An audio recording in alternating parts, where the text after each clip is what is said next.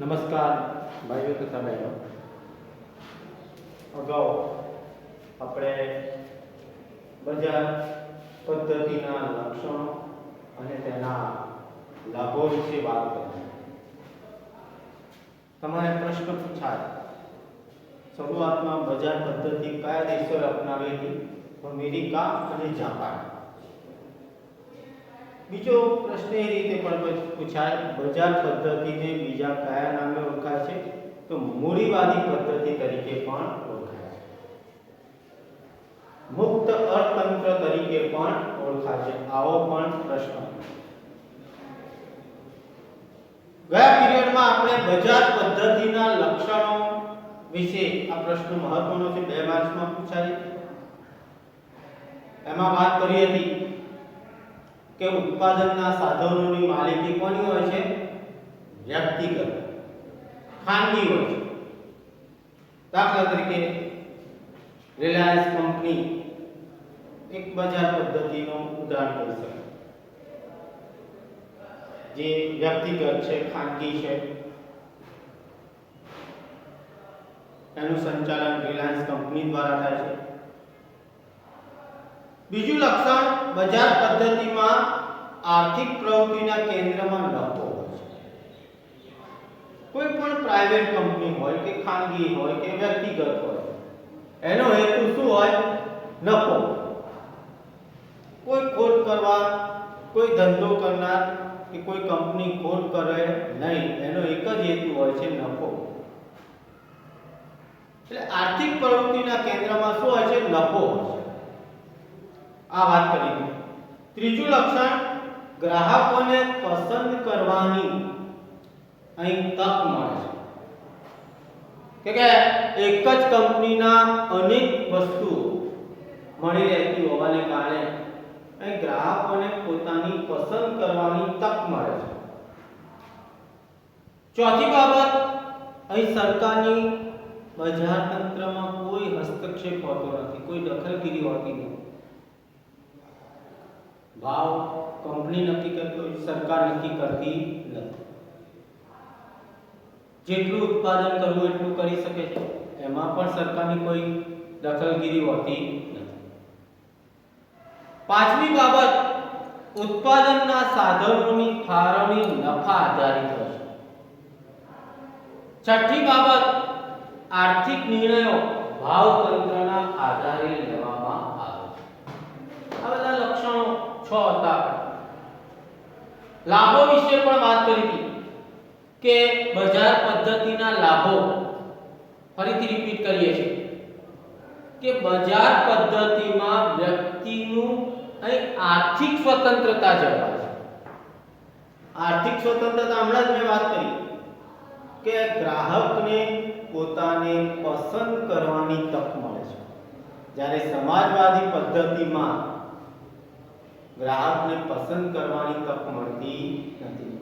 એક જ વસ્તુનું ઉત્પાદન થાય સમાજવાદી પદ્ધતિમાં, જ્યારે બજાર પદ્ધતિમાં તો એક જ વસ્તુના અનેક કંપનીઓ હોય. એટલે અહીંયા વ્યક્તિનું એક આર્થિક સ્વતંત્રતા જળવાય છે. બીજી બાબત, ઉત્પાદનના સાધનોનો મહત્તમ અને કાર્યક્ષમ ઉપયોગ થાય છે. ત્રીજી બાબત, મહત્તમ ઉત્પાદન હાંસલ કરી શકાય છે, વધુને વધુ ઉત્પાદન કરી શકાય છે, કોઈ નિયંત્રણ નથી. બીજું, અર્થતંત્રમાં કંપનીઓ છે કઈ રીતે વસ્તુ ઓછા ભાવે અને વધુ સસ્તી બને અને વધુ ભાવ મળે, એટલે અહીં નવા સંશોધનો થતા જાય છે. કંઈક નવું સંશોધન થાય તો અહીં એના કારણે ઉત્પાદન વધુ થાય, જેના કારણે આર્થિક વિકાસને વેગ મળે છે. પાંચમી બાબત, સ્પર્ધાને કારણે અહીં હરીફાઈ છે. એક જ વસ્તુના અનેક કંપનીઓ છે, એટલે સ્પર્ધા થવાની, હરીફાઈ થાય, અને હરીફાઈ થાય એટલે ગ્રાહકને સારી વસ્તુ મળે, ગુણવત્તાવાળી વસ્તુ મળે છે. આ હતા બધા બજાર તંત્રના લાભ. હવે વાત કરવી છે બજાર પદ્ધતિની મર્યાદા.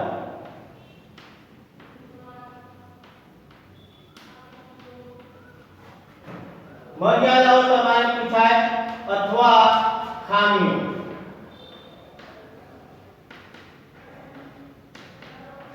અથવા ગેરલાભ આવો પ્રશ્ન પૂછાય. હવે અહીંયા બજાર પદ્ધતિમાં અનેક લાભો હોવા છતાં સંપૂર્ણ ન કહી શકાય. કેટલીક ખામીઓ પણ જોવા મળે છે. કેટલીક એની મર્યાદાઓ છે. શું મર્યાદાઓ છે? કે અહીંયા નફાને ધ્યાનમાં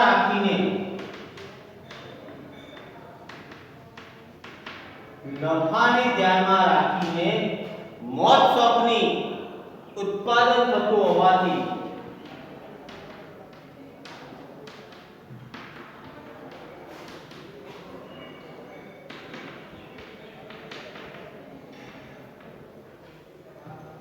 મોજ શોખની વસ્તુઓનું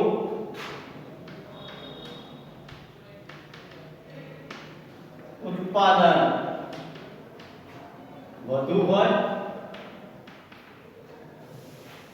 અને પ્રાથમિક જરૂરિયાતનું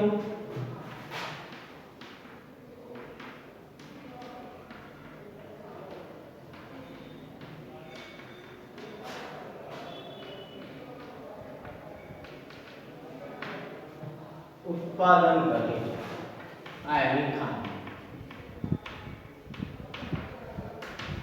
નફાને ધ્યાન હંમેશા બજાર તંત્રમાં શું છે? વ્યક્તિગત માલિકી છે, ખાનગી કંપની છે. હવે એ લોકો કઈ વસ્તુઓ બનાવવામાં પોતાની નફો કઈ રીતે વધુ થાય અને નફાને ધ્યાનમાં રાખીને એવી ચીજ વસ્તુ ઉત્પાદન કરે છે જે ખાસ કરીને મોજ શોખની વસ્તુઓનું ઉત્પાદન વધુ થતું હોય છે. જ્યારે પ્રાથમિક જરૂરિયાતની વસ્તુઓનું ઉત્પાદન કરે છે, પ્રાથમિક જરૂરિયાત જે ખાસ કરીને ગરીબોની હોય છે, એવી વસ્તુઓનું ઉત્પાદન પર લક્ષ્ય આપતા નથી. આ એક મોટી ખામી છે, મર્યાદા કહી છે.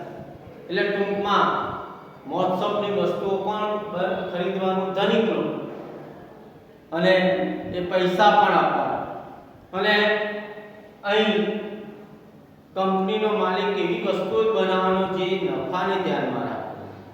આ એક ખામી કહી શકાય. એટલે ગરીબોની વસ્તુને ધ્યાન આપવામાં આવતું નથી. બીજી બાબત, રાજ્યની અહીં કોઈ દખલગીરી નથી. રાજ્ય એટલે સરકારની.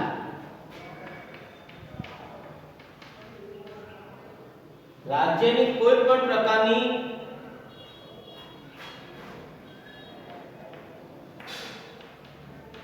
દખલગીરી ન હોવાને કારણે એક સરકારની કોઈ જાતની દખલગીરી નથી અને દખલગીરી ન હોવાને કારણે કુદરતી સંપત્તિનો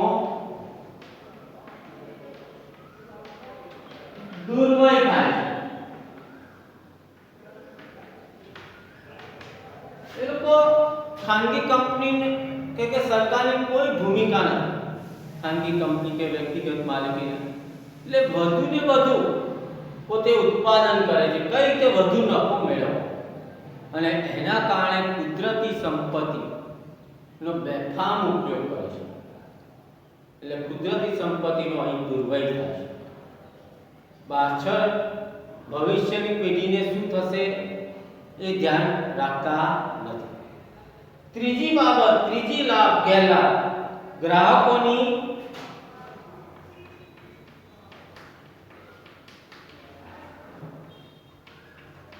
બજાર વિશેની અજ્ઞાનતાને કારણે ગ્રાહકોનું શોષણ થાય.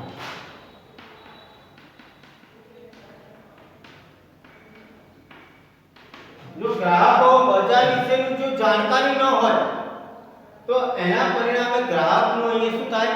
શોષણ થાય. આ પણ એક ગેરલાભ, એની મર્યાદા, ખામી કહી શકાય. બીજું, ચોથો મુદ્દો, સંપત્તિ અને આવકનું એક કેન્દ્રીકરણ થવાથી આવકની અસમાનતામાં વધારો થાય છે. પાંચમો ગેરલાભ, ખામી કહી શકાય કે અહીંયા ઇજારાશાહી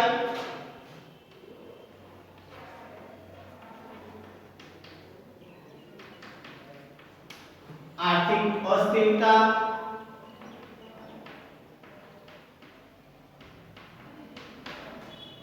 ઇજારાશાહી આર્થિક અસ્થિરતા, મજૂરોનું શોષણ વગેરેનો ભય રહે છે.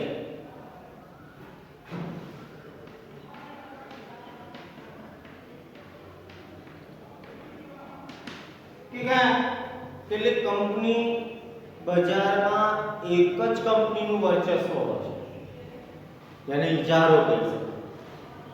ઇજારાશાહી કોને કહેવાય કે દાખલા તરીકે પહેલાના સમયમાં ટૂથપેસ્ટમાં માત્ર કોલગેટ કંપનીનું જ વર્ચસ્વ હતું.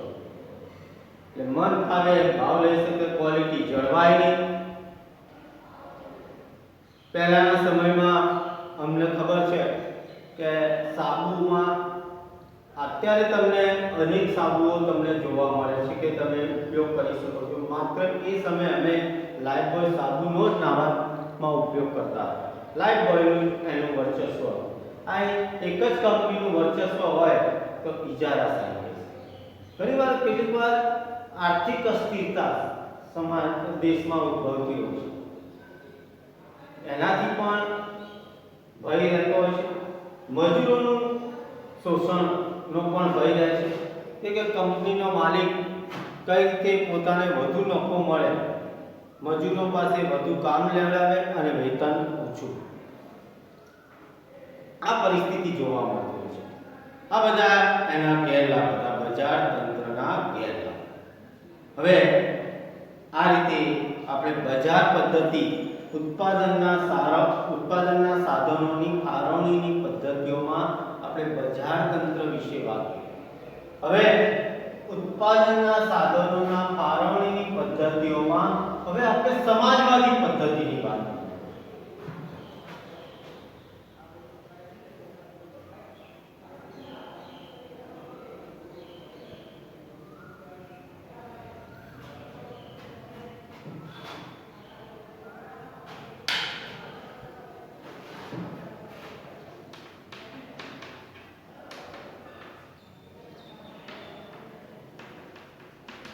સમાજવાદી પદ્ધતિ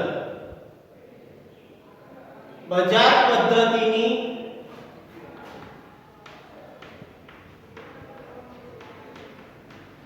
અનેક ખામીઓ, અનેક ગેરલાભો, અનેક ખામીઓ તથા નિષ્ફળતાના પરિણામે તમારે પ્રશ્ન પૂછાય, સમાજવાદી પદ્ધતિનો ઉદ્ભવ.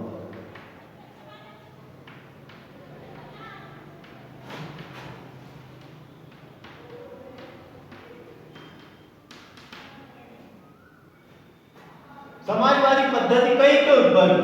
બજાર પદ્ધતિની અનેક ખામીઓ તથા નિષ્ફળતાના પરિણામે આ બજાર અને સમાજવાદી પદ્ધતિનો ઉદ્ભવ થયો. આ પદ્ધતિ રશિયા, ચીન જેવા દેશોએ, પહેલામાં અમેરિકા અને જાપાન હતું બજાર પદ્ધતિમાં. અહીં આ પદ્ધતિ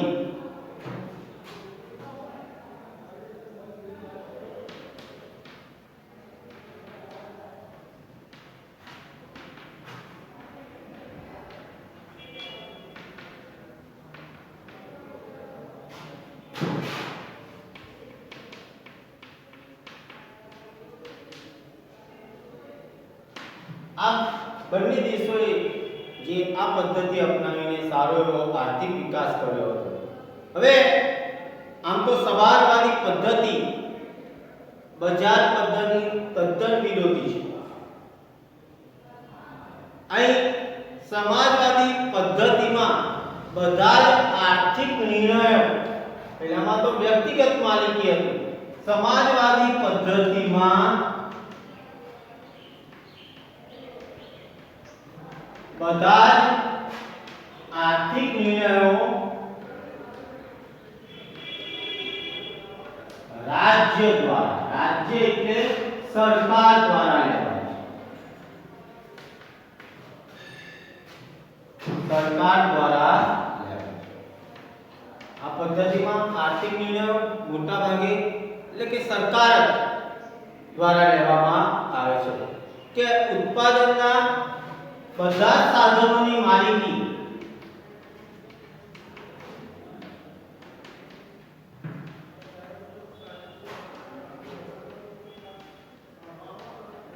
રાજ્ય, રાજ્ય એટલે સરકારની. ઉત્પાદનની તમામ પ્રકારની માલિકી કોની છે? સરકારની. એટલે કે આ પદ્ધતિમાં અર્થતંત્રનું સમગ્ર સંચાલન અહીં સરકાર દ્વારા થાય છે. આ પદ્ધતિમાં, સમાજવાદી પદ્ધતિમાં અર્થતંત્રનું સમગ્ર સંચાલન જે સરકાર દ્વારા થાય છે. અહીં ઉત્પાદનથી માંડીને વસ્તુની જે વહેંચણી, ઉત્પાદન થયેલી વસ્તુઓ બજાર સુધી પહોંચાડવાની, દુકાનો પણ સરકારની, જમીન પણ સરકારની, મૂડી પણ સરકારની, કારખાનાઓ પણ સરકારના, મજૂરો પણ સરકારના કર્મચારી. આ રીતે ઉત્પાદન, મૂડીરોકાણ, સાધનોની ફાળવણી, ઉત્પાદનની વહેંચણી, આ તમામ જે સમાજની જરૂરિયાતને ધ્યાનમાં રાખીને સરકાર દ્વારા ઉત્પાદન કરવામાં આવે છે. અહીં સમાજવાદી પદ્ધતિમાં અહીં નફાનું ધ્યાન રાખવામાં આવતું નથી. ત્યારે બજાર તંત્રમાં શું છે? નફો ને ધ્યાનમાં રાખવામાં આવે છે. અહીંયા કેન્દ્ર સ્થાને નફો નહીં પરંતુ સમગ્ર સમાજનું કલ્યાણનો હેતુ છે. કઈ કે અહીં ગરીબ અને ધનિક નો જે ભેદ નથી, અહીં તમામ લોકોને ધ્યાનમાં રાખીને વસ્તુનું ઉત્પાદન કરવામાં આવે. ગરીબોને ધ્યાનમાં રાખીને, ધનિકોને પણ ધ્યાનમાં રાખીને એવી વસ્તુઓનું ઉત્પાદન. એટલે ટૂંકમાં અહીં સમાજનું કલ્યાણ એનો હેતુ હોય છે. અહીં ચીજ વસ્તુઓનું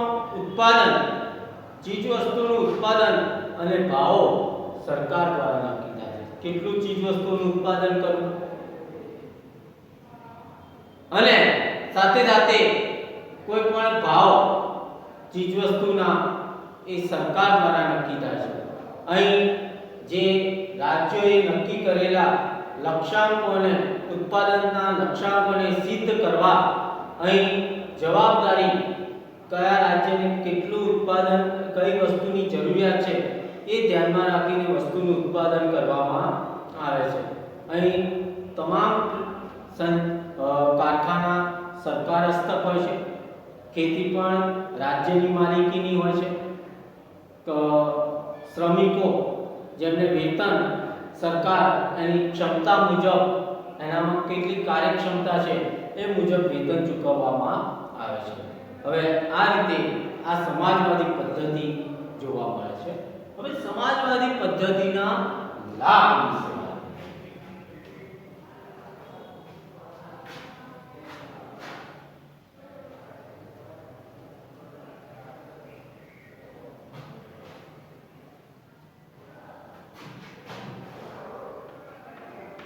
આ પ્રશ્ન પૂછાય 2 માર્ક્સમાં, 2 ભેગા પૂછાય. સમાજવાદી પદ્ધતિના લાભ અને ગેરલાભ.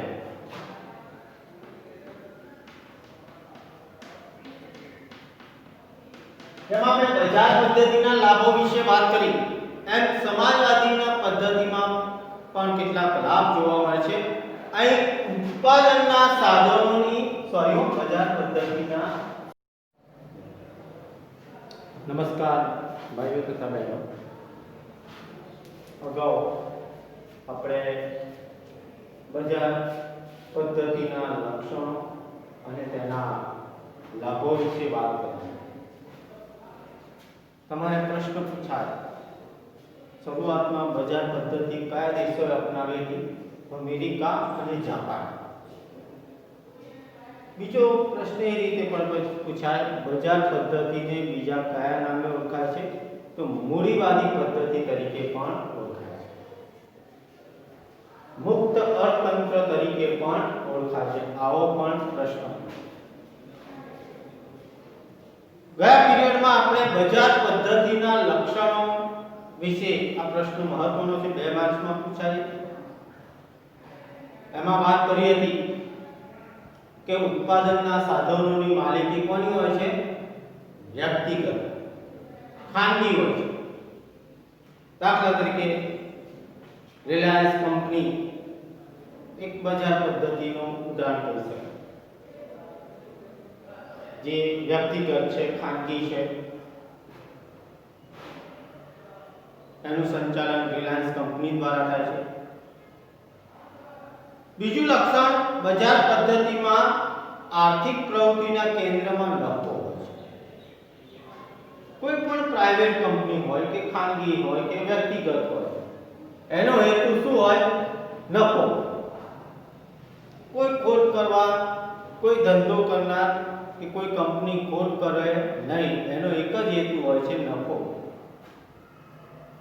એટલે આર્થિક પ્રવૃત્તિના કેન્દ્રમાં શું હોય છે? નફો હોય છે. આ વાત કરી.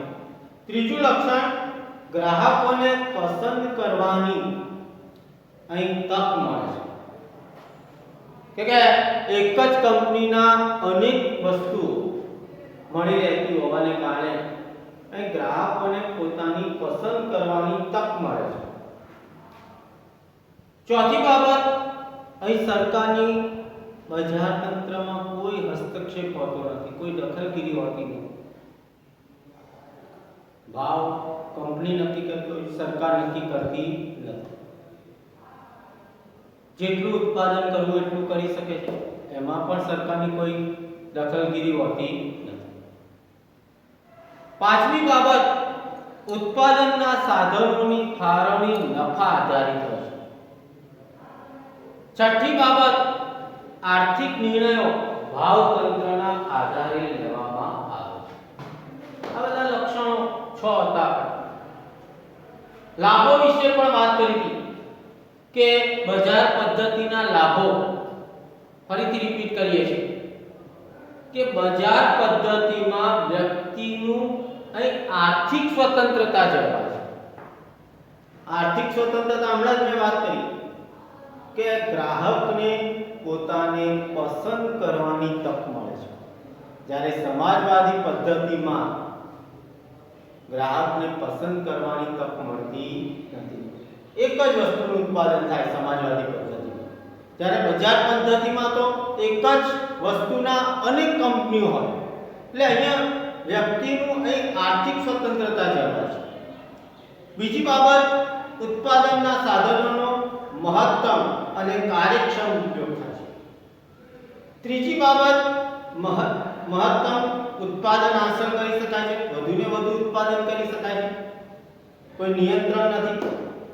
બીજું, અર્થતંત્રમાં કંપનીઓ છે કઈ રીતે વસ્તુ ઓછા ભાવે અને વધુ સસ્તી બને અને વધુ ભાવ મળે, એટલે અહીં નવા સંશોધનો થતા જાય છે. કંઈક નવું સંશોધન થાય તો અહીં એના કારણે ઉત્પાદન વધુ થાય, જેના કારણે આર્થિક વિકાસને વેગ મળે છે. પાંચમી બાબત, સ્પર્ધાને કારણે અહીં હરીફાઈ છે. એક જ વસ્તુના અનેક કંપનીઓ છે, એટલે સ્પર્ધા થવાની, હરીફાઈ થાય, અને હરીફાઈ થાય એટલે ગ્રાહકને સારી વસ્તુ મળે, ગુણવત્તાવાળી વસ્તુ મળે છે. આ હતા બધા બજાર તંત્રના લાભ.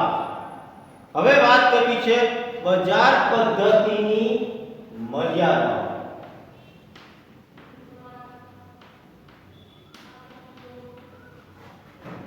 મર્યાદાઓ તમારે પૂછાય અથવા ખામીઓ.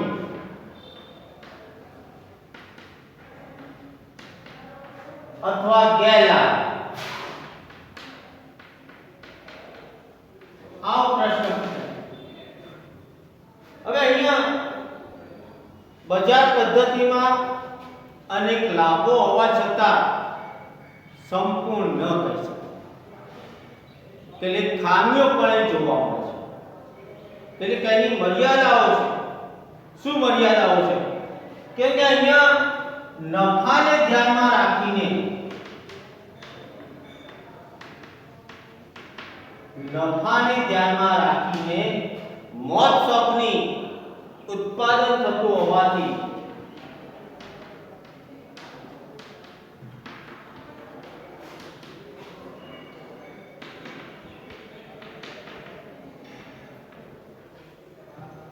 મોજ શોખની વસ્તુઓનું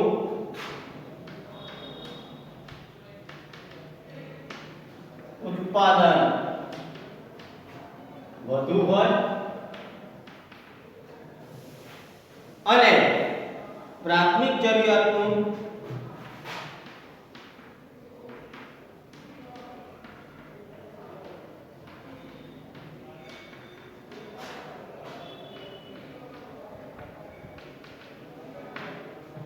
ઉત્પાદન કરે છે આ એની ખામી નફાને ધ્યાન હંમેશા બજાર તંત્રમાં શું છે વ્યક્તિગત માલિકી છે ખાનગી કંપની છે હવે એ લોકો કઈ વસ્તુઓ બનાવવામાં પોતાને નફો કઈ રીતે વધુ થાય અને નફાને ધ્યાનમાં રાખીને એવી ચીજ વસ્તુ ઉત્પાદન કરે છે જે ખાસ કરીને મોજ શોખની વસ્તુનું ઉત્પાદન વધુ થતું હોય છે જ્યારે પ્રાથમિક જરૂરિયાતની વસ્તુનું ઉત્પાદન કરે છે પ્રાથમિક જરૂરિયાત જે ખાસ કરીને ગરીબોની હોય છે એવી વસ્તુનું ઉત્પાદન પર લક્ષ્ય આપતા નથી આ એક મોટી ખામી છે મર્યાદા છે એટલે ટૂંકમાં મોજ શોખની વસ્તુઓ કોણ ખરીદવાનું ધનિક લોકો અને એ પૈસા પણ આપવાના અને અહીં કંપનીનો માલિક એવી વસ્તુઓ જ બનાવવાનો જે નફાને ધ્યાનમાં રાખે આ એક ખામી કહી શકાય એટલે ગરીબોની વસ્તુને ધ્યાન આપવામાં આવતું નથી બીજી બાબત રાજ્યની અહીં કોઈ દખલગીરી નથી રાજ્ય એટલે સરકારની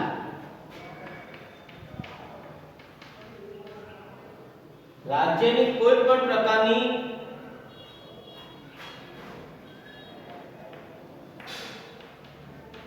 દખલગીરી ન હોવાને કારણે એક સરકારની કોઈ જાતની દખલગીરી નથી અને દખલગીરી ન હોવાને કારણે કુદરતી સંપત્તિનો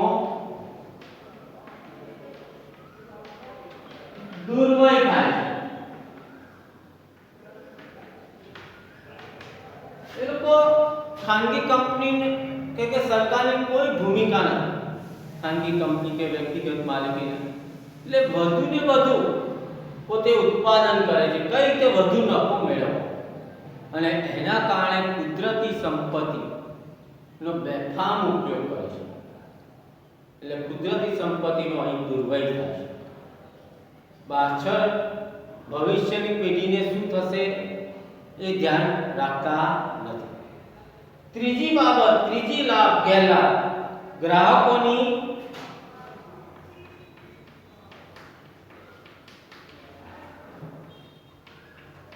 બજાર વિશેની અજ્ઞાનતાને કારણે ગ્રાહકોનું શોષણ થાય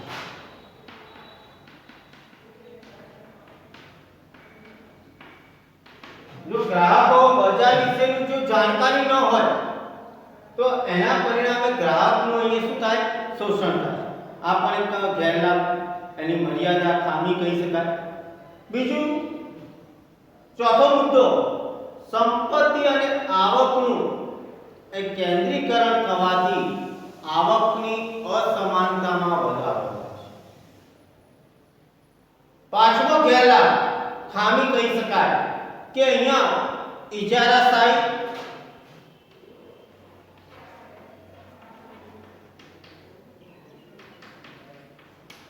આર્થિક અસ્થિરતા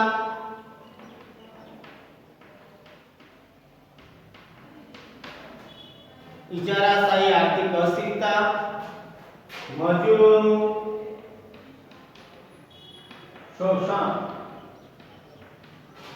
વગેરેનો ભય રહે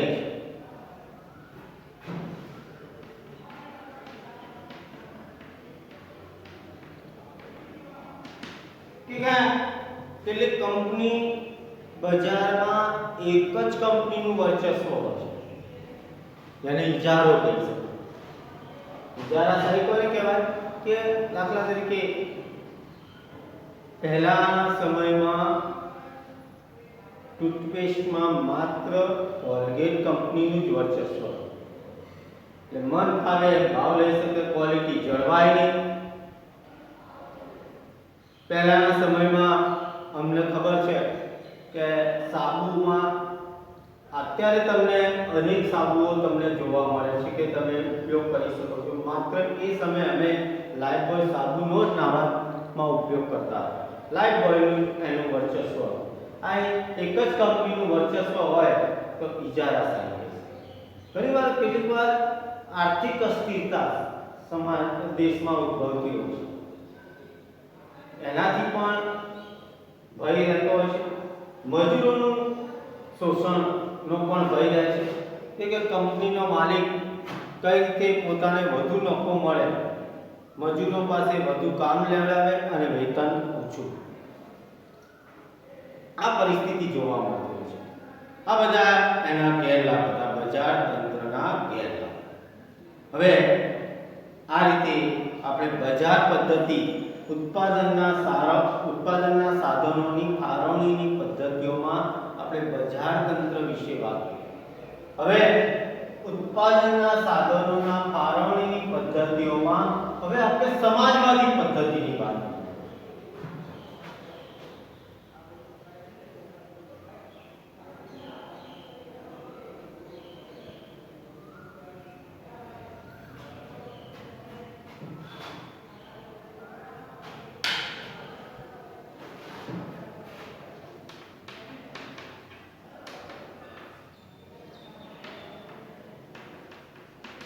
સમાજવાદી પદ્ધતિ બજાર પદ્ધતિની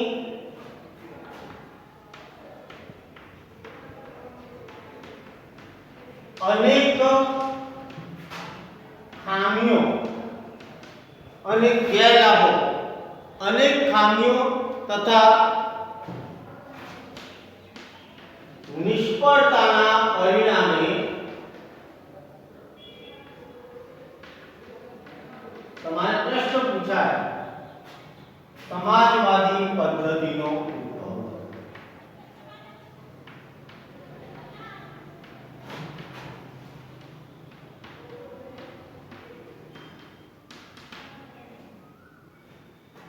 સમાજવાદી પદ્ધતિ કઈ રીતે ઉદ્ભવી? બજાર પદ્ધતિની અનેક ખામીઓ તથા નિષ્ફળતાના પરિણામે આ બજાર અને સમાજવાદી પદ્ધતિનો ઉદ્ભવ થયો. આ પદ્ધતિ રશિયા, ચીન જેવા દેશોએ, પહેલામાં અમેરિકા અને જાપાન હતું બજાર પદ્ધતિમાં. અહીં આ પદ્ધતિ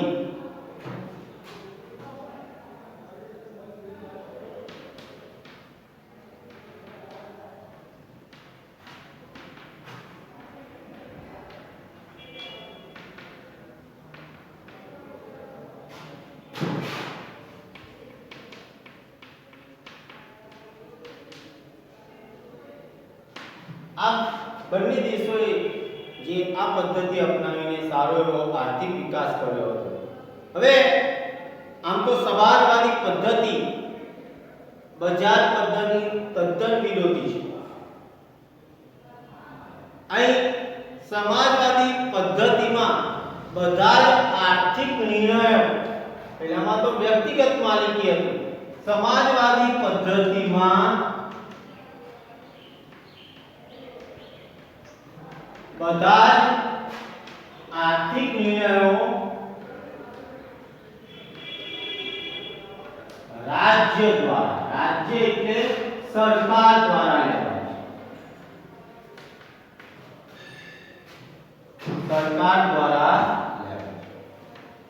આ પદ્ધતિમાં આર્થિક નિર્ણયો મોટા ભાગે એટલે કે સરકાર દ્વારા લેવામાં આવે છે. કે ઉત્પાદનના બધા સાધનોની માલિકી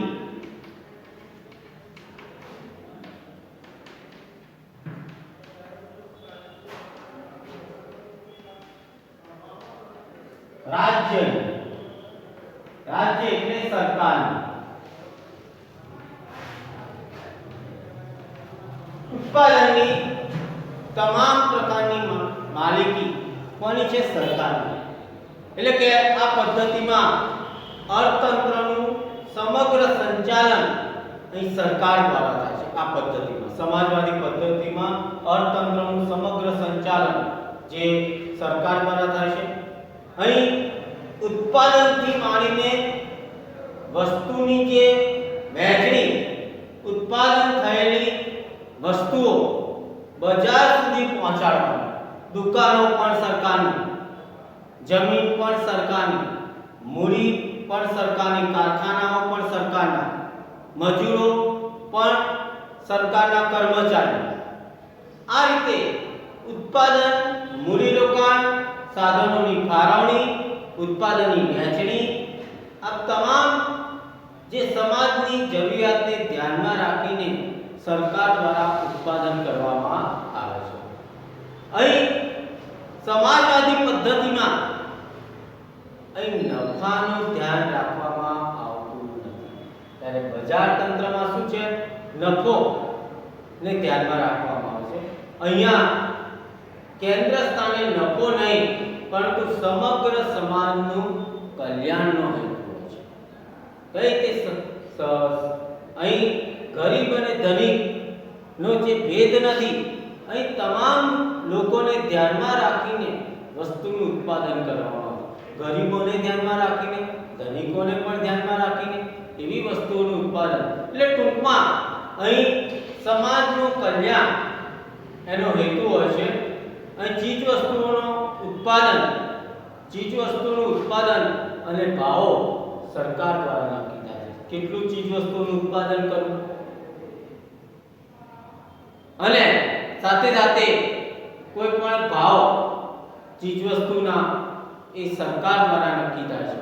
અહીં જે રાજ્યોએ નક્કી કરેલા લક્ષ્યાંકોને, ઉત્પાદનના લક્ષ્યાંકોને સિદ્ધ કરવા અહીં જવાબદારી કયા રાજ્યને કેટલું ઉત્પાદન, કઈ વસ્તુની જરૂરિયાત છે એ ધ્યાનમાં રાખીને વસ્તુનું ઉત્પાદન કરવામાં આવે છે.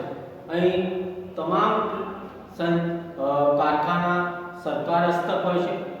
ખેતી પણ રાજ્યની માલિકીની હોય છે. શ્રમિકો જેમને વેતન સરકાર એની ક્ષમતા મુજબ, એનામાં કેટલી કાર્યક્ષમતા છે એ મુજબ વેતન ચૂકવવામાં આવે છે. હવે આ રીતે આ સમાજવાદી પદ્ધતિ જોવા મળે છે. હવે સમાજવાદી પદ્ધતિના લાભ વિશે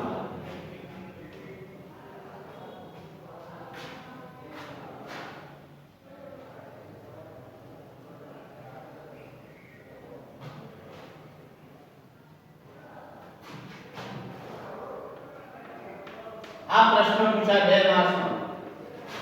2 ભેગા પૂછાય. સમાજવાદી પદ્ધતિના લાભ અને ગેરલાભ.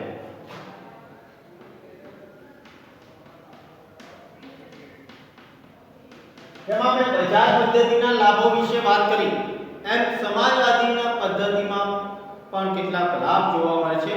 અહીં ઉત્પાદનના સાધનોની બજાર પદ્ધતિના